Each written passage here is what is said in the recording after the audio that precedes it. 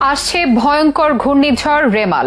Record ভাঙতে পারে আইলা, cedar কিংবা আম্পানের।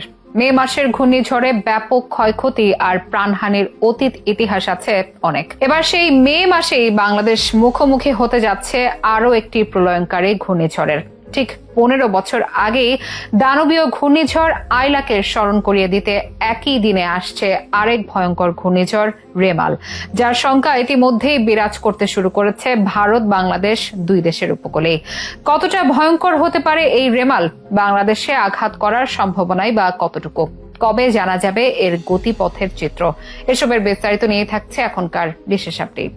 ঘূর্ণিঝড়ের কারণে মে মাসটি যেন অনেকের কাছেই অভিশপ্ত, কেননা এই মাসেই বাংলাদেশ দেখেছে তার ইতিহাসের সব থেকে বেশি ভয়ঙ্কর ঘূর্ণিঝড়গুলো। 15 বছর আগে এই মে মাসেই আঘাত হেনেছিল আইলা। 2009 সালের 25 মে প্রলয়ঙ্কারী ঘূর্ণিঝড় ও জলোচ্ছ্বাসে লন্ডভন্ড হয়ে যায় দক্ষিণ জনপদের উপকূলীয় অঞ্চল। এতে বেশি ক্ষতিগ্রস্ত হয় খুলনার কয়রা ও দাকব সহ সুন্দরবন বিস্তীর্ণ উপকূলীয় এলাকা। অভিশপ্ত এই দিনটির কথা মনে হলে আজও ভয়ে শিউরে ওঠেন উপকূলবাসী। বিধ্বংসী ঘূর্ণিঝড় আইলায় ক্ষয়ক্ষতির চিহ্নগুলো সুন্দরবন সংলগ্ন কয়রার এইসব উপকূলবাসী আজও বয়ে বেড়াচ্ছেন। আইলার ক্ষয়ক্ষতি এতটাই বেশি ছিল যে ঘূর্ণিঝড়ের 15 বছর পার হলেও সেখানকার আশ্রয়হীন জনপদে এখনো চলছে অন্ন, বস্ত্র, বাসস্থান ও খাবার পানির তীব্র হাহাকার। একই রকম ক্ষয়ক্ষতির সম্মুখীন হতে হয় সিডর কিংবা আম্পানেও। এবার সেসব স্মৃতি যেন আরো একবার মনে করিয়ে দিতে আসছে নতুন ঘূর্ণিঝড় রেমাল। ইতিমধ্যে আবহাওয়াবিদদের যে ইঙ্গিত পাওয়া যাচ্ছে তাতে আইলা, সিডর কিংবা আম্পানকেও ছাড়িয়ে যেতে পারে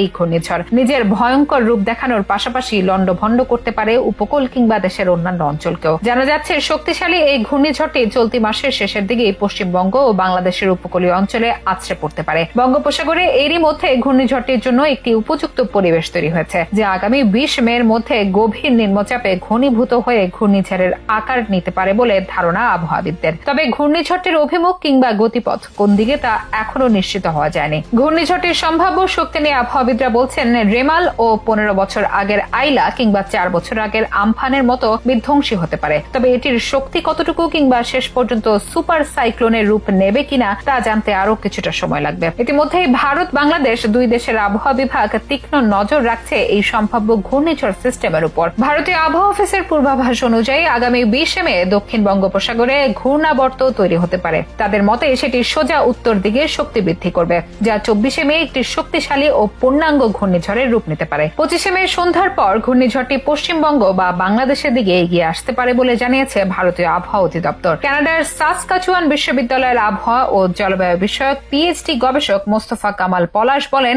বঙ্গোপসাগরে ঘূর্ণিঝড় সৃষ্টি হয় মূলত বর্ষা মৌসুম শুরুর আগে ও শেষ হয়ে যাওয়ার পরে। এবছর বর্ষা মৌসুম শুরুর আগের ঘূর্ণিঝড় মৌসুম মার্চ মাসে শুরু হলেও এখন পর্যন্ত বঙ্গোপসাগরে কোনো ঘূর্ণিঝড়, নিম্নচাপ কিংবা লঘুচাপও সৃষ্টি হয়নি। তাই বঙ্গোপসাগরে ঘূর্ণিঝড় সৃষ্টির জন্য যথেষ্ট পরিমাণের শক্তি জমা হয়েছে। সম্ভাব্য ঘূর্ণিঝড়টি যেহেতু 20 মের পরে সৃষ্টি হওয়ার আশঙ্কা রয়েছে, তাই এটি খুবই শক্তিশালী হয়ে উঠতে পারে। তার মতে ঘূর্ণিঝড় সৃষ্টি ও শক্তিশালী হওয়ার জন্য প্রয়োজনীয় 4টি প্রধান উপাদানের মধ্যে 3টির পর্যাপ্ত উপস্থিতি রয়েছে মধ্য ও দক্ষিণ বঙ্গোপসাগরে। এদিকে যুক্তরাষ্ট্র ও ইউরোপীয় ইউনিয়নের আবহাওয়া পূর্বাভাস মডেল দক্ষিণ বঙ্গোপসাগরে একটি ঘূর্ণিঝড় সৃষ্টির পূর্বাভাস দিয়েছে। জানা যাচ্ছে 20 মে থেকে এই সম্ভাব্য ঘূর্ণিঝড়ের গতিপথ স্পষ্ট হতে পারে। তবে কোথায়, কত গতিতে এটি আঘাত হানতে পারে তা এখনই বলা যাচ্ছে না। অনুমান করা হচ্ছে পশ্চিমবঙ্গ বা বাংলাদেশের মধ্যে কোথাও এটি আছড়ে পড়তে পারে। এই ঘূর্ণিঝড়ের জেরে 24 মে রাত থেকে বৃষ্টি শুরু হতে পারে উপকূল এলাকায়। বৃষ্টি চলতে পারে 26 মে পর্যন্ত।